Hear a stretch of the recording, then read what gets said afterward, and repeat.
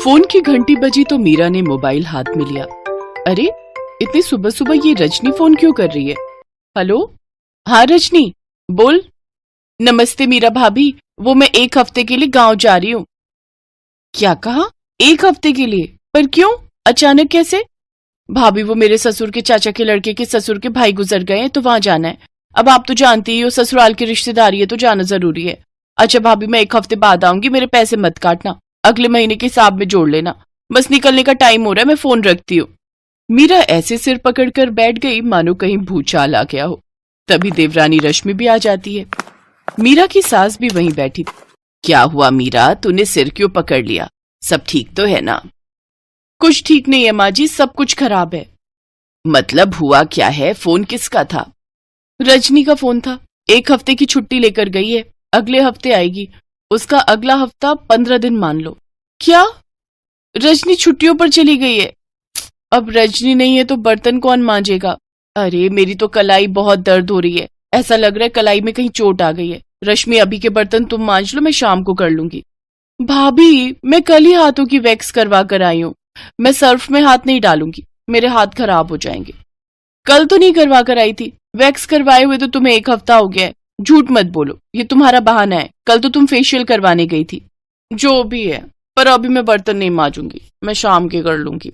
मुझे क्या पड़ी है, रहने दो, जिसको जरूरत होगी अपने हिस्से का गिलास प्लेट कटोरी चम्मच मांज लेगा। मीरा और रश्मि दोनों देवरानी जेठानी अपने कमरे में चली गई। सास कलावती के हाथों में पहले ही सूजन रहती थी और चलने में भी दिक्कत होती थी, क्योंकि कलावती के घुटने बहुत दर्द होते थे। उम्र भी थी। कलावती बर्तन करने के लिए उठने लगी, तभी बेटे उमेश ने रोक दिया। माँ कहाँ जा रही हो? बेटा ये दोनों तो बर्तन कर नहीं रही हैं, मैं सोच रही हूँ मैं ही थोड़े से बर्तन मांज देती हूँ। रहने दो माँ, तुम्हारे पहले ही सूजन रहती है, बर्तन करोगी तो हाथों की उंगलियों में सूजन और बढ़ जाएगी। हाँ रहने दो, तुम मत करो, जिसको जरूरत होगी वो अपने आप बर्तन कर लेगा।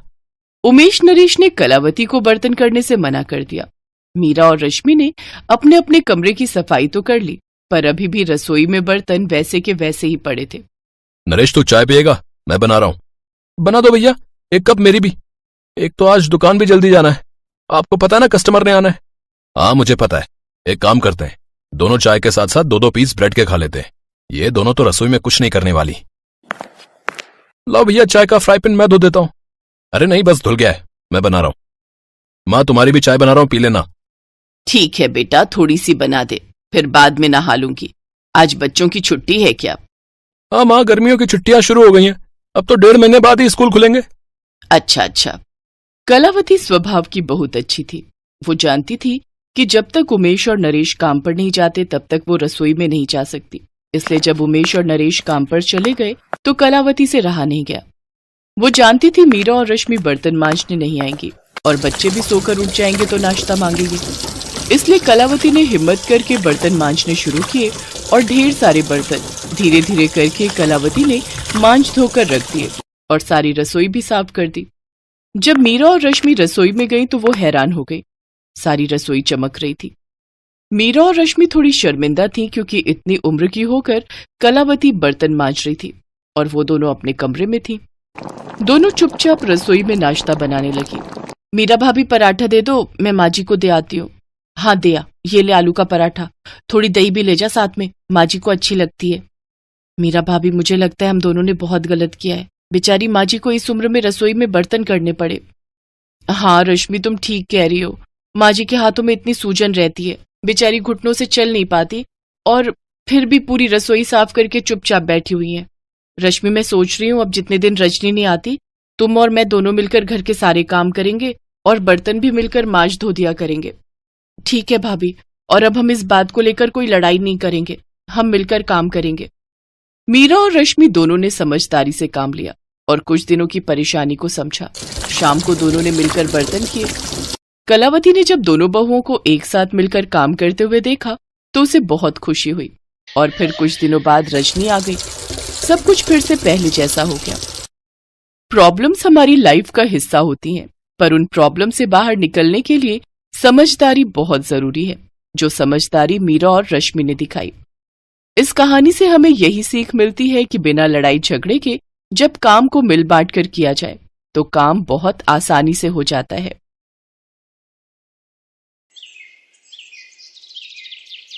साक्षी का ससुराल में पहला दिन था। उसके पापा काफी अमीर थे तो उन्होंने अपनी बेटी को खूब दान दहेज दिया था। साक्षी से मिलने आई सारी पड़ोस ने साक्षी को कम और उसके सामान को ज्यादा देख रही थी। वाह भाई वाह, इसे कहते हैं दान दहेज। अरे क्या नहीं है, देखो तो एसी है, कितना बड़ा फ्रिज है, ओवन भी है और तो और नई मोटरसाइकिल भी। भाई सुशीला, तेरे और तेरे बेटे के तो भाग ही खुल गए। हाँ काकी, हमने तो कुछ मांगा नहीं था, पर फिर साक्षी के पिता ही कहने लगे कि बेटी को किसी तरह की दिक्कत नहीं होनी चाहिए।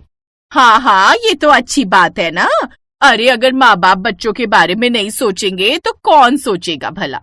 लेकिन कुछ भी कहो, मानना पड़ेगा, पूरे मोहल्ले में इतना बढ़िया सामान तो आज तक नहीं आया किसी का। शुक्रिया आंटी जी, अब आराम से। वो आपके पीछे टीवी है 55 इंच का, फुल स्मार्ट टीवी है। हाँ हाँ बेटा, अब कम से कम 20-25 हजार का तो होगा ही। नहीं आंटी जी, पूरे 50 हजार का है। साक्षी अमीर बाप की घमंडी बेटी थी और इस बार तो उसे अपनी और अपने परिवार की शेखी बगाड़ने का पूरा मौका मिल रहा था।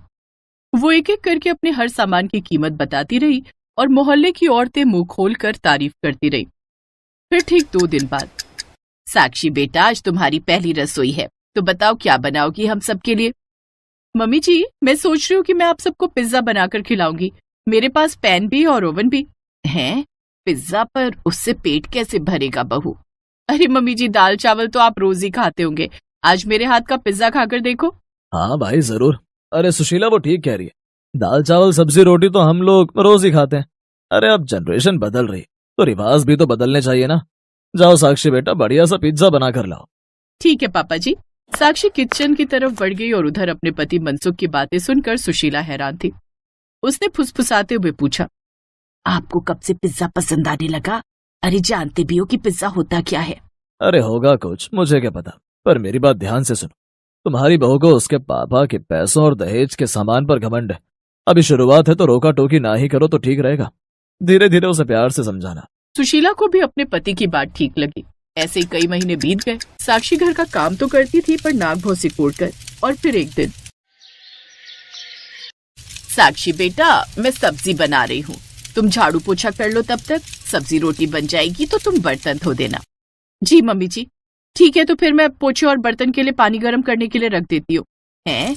पर बेटा, पोछे और बर्तन के लिए पानी कौन गर्म करता है, फालतू में गैस बर्बाद होगी। मम्मी जी, तो आप क्या चाहती हैं, इतनी ठंड में मैं ठंडे पानी में ये सब काम करूँ? ना बाबा ना, मुझे बीमार पड़ने का कोई शौक नहीं है। साक्षी की बातें सुनकर सुशीला हैरान थी। वो बाहर आई और सारी बातें अपने पति मनसुख को बताई। अरे शुक्र करो कि वो घर के काम कर तो रही है, वरना तो जिस हिसाब से दहेज लेकर आई थी, पक्का सोच कर आई होगी कि ससुराल में आराम फरमाएगी बस। ले लो और ले लो अमीर बहू, अब भुगतो। मनसुख की बातों से सुशीला का मुंह तर गया। असल में सुशीला ने साक्षी को पसंद किया था और अब वो उसी की सजा भुगत रही थी। फिर एक दिन, लो सिलेंडर फिर खत्म हो गया। हाँ तो वो तो हो गई ना मम्मी जी, इसीलिए कहती हूँ बहू, इतना ठंडा पानी भी नहीं है। एक बार तो ठंडे पानी से बर्तन और कपड़े धोकर देखो, मैं भी तो करती थी ना हमेशा से। ना मम्मी जी ना, मैं नहीं लगाऊंगी ठंडे पानी को हाथ। आपको पता है मैंने अपने मायके में कभी कपड़े तक नहीं धोए, जूठे बर्तनों को कभी हाथ नहीं लगाया, फिर भी यहाँ ये सब काम कर रही हूँ, तो इससे बहुत बड़ी बात समझिए आप। साक्षी की बातें सुनकर सुशीला ने अपना माथा पकड़ लिया और फिर वो अपने पति के पास जाकर बोली, सुनो जी, मैंने तो सोच लिया है। अरे क्या सोच लिया है तुमने? अब क्या हो गया? मैं अपने अर्जुन के लिए तो किसी गरीब परिवार से ही बहू लाऊंगी। अमित की शादी इतने बड़े घर से की और अर्जुन के लिए गरीब घर की बहू लाओगी? ऐसा क्यों भाई? अरे दान दहेज तो बस एक बार ही आता है, उसके बाद तो खर्चा ही खर्चा है।